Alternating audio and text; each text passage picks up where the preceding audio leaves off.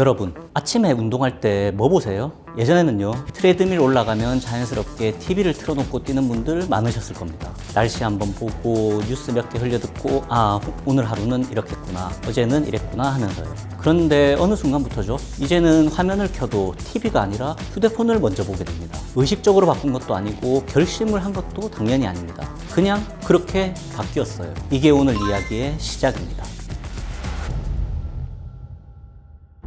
오늘 이야기할 회사는 처음부터 큰 회사가 아니었습니다. 방송국에서 잘 나가던 PD 한 분이 이제는 내 컨텐츠를 해서 직접 만들어보자 해서 1인 제작사, 즉 개인 사업자로 시작한 회사예요.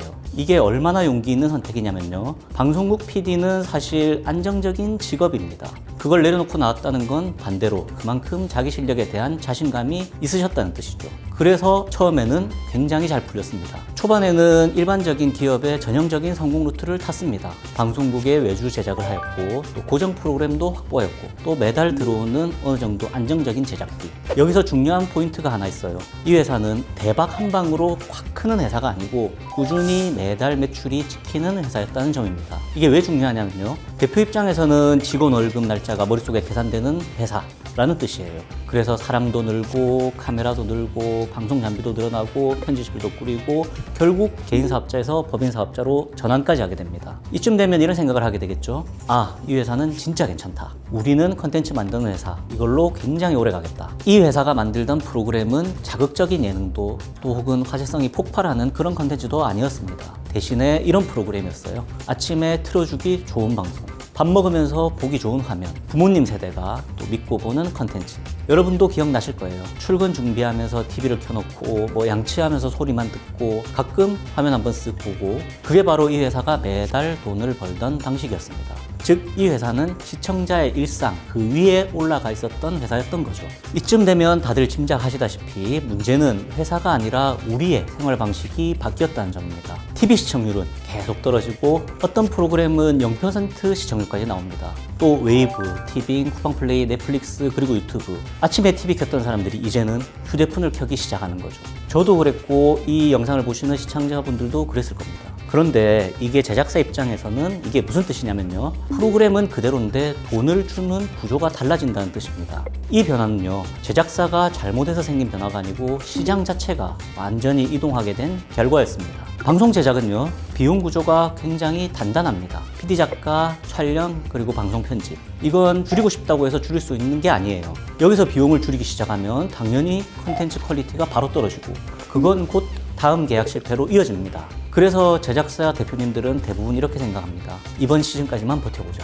다음 편성에서는 더 나아질 거야. 이 회사도 그랬습니다. 이 회사가 어려워진 건 한 번의 사고 때문이 아닙니다. 매출은 계속해서 정체되고, 제작비는 동결되고, 인건비는 상승하고, 협찬은 감소하고, 이렇게 함으로써 점점 어려워지는 유동성을 감당하기 위해 빚을 낸다거나 여기에서 발생되는 이자 등 비용은 증가하고, 이 회사는 구조적인 적자 상태로 들어갑니다. 그리고 적자를 메우는 방식은 결국 하나로 수렴할 수밖에 없겠죠. 가수금을 넣거나 혹은 또 다른 단기 차입을 늘려서 적자를 메우는 구조. 이건요, 대표가 사실 무책임해서 그런 건 아닙니다. 어쩔 수 없이 다른 선택지가 없어서 나오는 결정입니다. 장부상으로는 자산이 있는 것처럼 보였지만 실제로 회생 절차에서 다시 정리해보니 자산은 약 15억 원, 그리고 부채는 약 29억 원.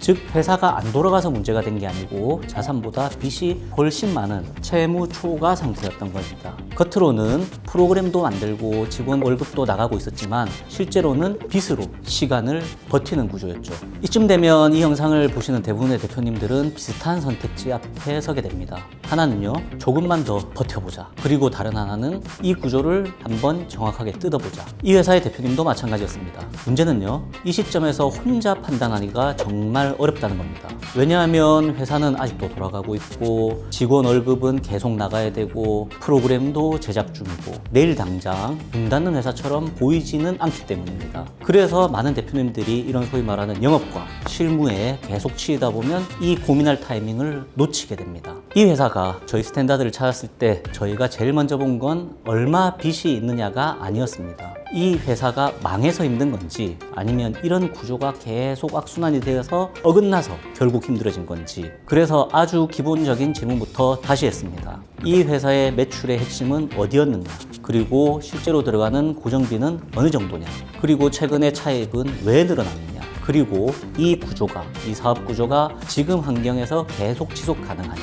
여기서 중요한 판단이 나옵니다. 이 회사는 컨텐츠를 못 만들어서 어려워진 게 아니다. 환경 변화 속도가 너무 빨랐을 뿐이다. 사실상 이 판단이 서야 회생이든 파산이든 다음 선택을 할 수가 있습니다. 이 구조에서 가장 위험한 건 채권자들이 동시에 움직이기 시작하는 순간입니다. 이 채권자는 가압류하고, 이 채권자는 강제 집행 들어오고, 이 채권자는 지급 명령 신청하고, 어떤 채권자는 매출 채권 압류하고, 이런 모든 것들이 한 번에 들어오면 회사는 결정할 시간조차 당연히 잃게 됩니다. 그래서 저희가 가장 먼저 한 건 결정할 시간을 확보하는 것이었습니다. 즉, 회사가 더 이상 임의로 빚을 갚지 못하게 하고, 자산이 빠져나가지 않게 하고, 외부 충격으로 쓰러지지 않게 속도를 먼저 줄이는 작업이었습니다. 이게 바로 회생 절차에서 가장 중요한 초반 작업입니다. 그 다음 단계는요, 감정이 아니라 숫자와 논리였습니다. 이 법인회생 절차라는 것은 결국 법원을 설득해야 되는 절차이기 때문에 감정적인 것보다는 숫자와 논리, 즉 법리, 이런 부분들이 훨씬 중요하게 됩니다. 저희는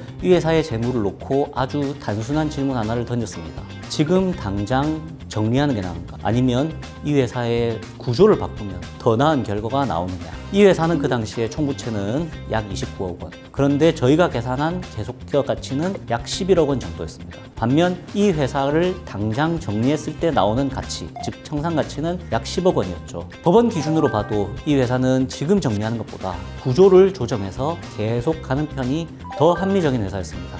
업계 경험이 있고 컨텐츠 제작 능력이 있고, 또 다만 이런 것들이 완전히 바뀐 급변한 환경 변화에 맞춘 구조 조정이 안 된 상태, 즉 망한 회사 또는 망해야 하는 회사가 아니고 방향만 다시 잡아야 하는 회사였던 겁니다. 이 사건에서 저희 스탠다드가 가장 공을 들인 건 회생 계획안이었습니다.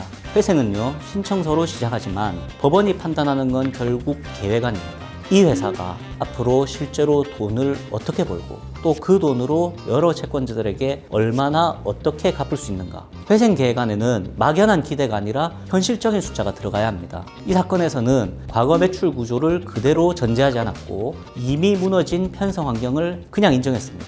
다만 이런 인정한 상태에서 가능한 매출만 기준으로 변제 재원을 처음부터 다시 설계했습니다. 또 하나 중요한 건 대표 개인에게 모든 부담이 쏠리지 않도록 채무 구조를 회사 중심으로 재정리한 점입니다. 회생 계획안은 대표의 사정을 설명하는 문서가 아니라 회사가 앞으로 어떻게 작동해 나갈 것인지를 보여주는 문서여야 합니다.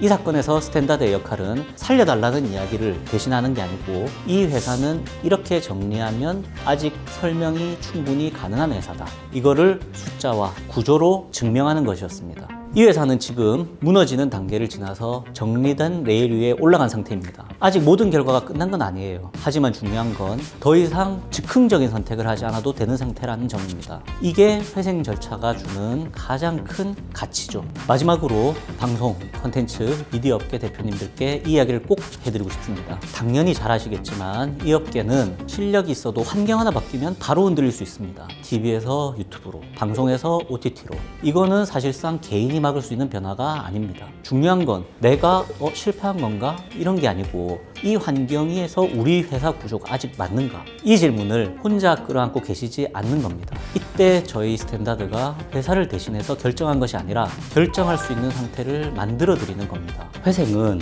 끝이 아니라 변해버린 세상 속에서 다시 한번 숨을 고를 수 있게 해주는 장치일 수 있습니다. 이 회사처럼요.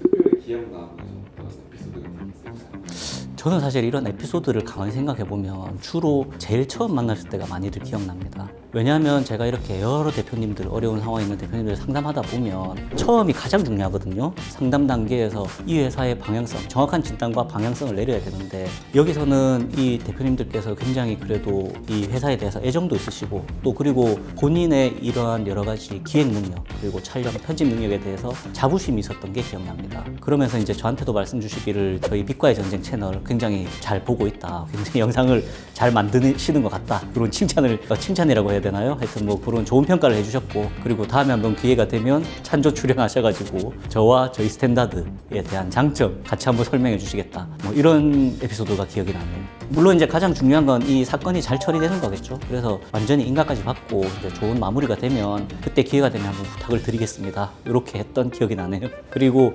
사실 이 상담하는 과정에 있어가지고 다른 대표님들에 비해서 특히 이 방송 제작업 하시는 분들께서는 사업 구조적인 거에 대한 고민도 있으시지만 본인 능력에 또는 본인 역량에 대한 아쉬움들이 많으셔가지고 파산보다는 회생 쪽을 많이들 선택하시는 것 같습니다.